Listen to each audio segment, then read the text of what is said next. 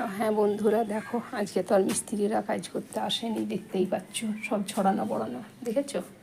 রং করার জন্য আজ আর আসেনি, কালকে ওই যে করে গেছে, দেখো সব পড়ে রয়েছে সমস্ত, সব ছড়ানো ছিটানো সব পড়ে আছে।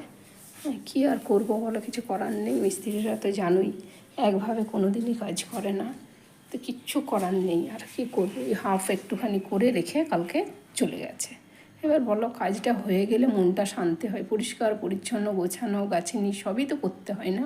পুজো আর কদিন বাকি বলো, আর কটা দিন মাত্র পুজো বাকি। যদি এরকম করে তো কী করে হয় বলো, যে তাড়াতাড়ি কাজগুলো করে দিই। আমাদেরও গোছানো বায়ানো আছে, আমার মেয়ে আসবে, আমার নাতি নাতনি আসবে, আমি কত খুশি জানো বন্ধুরা।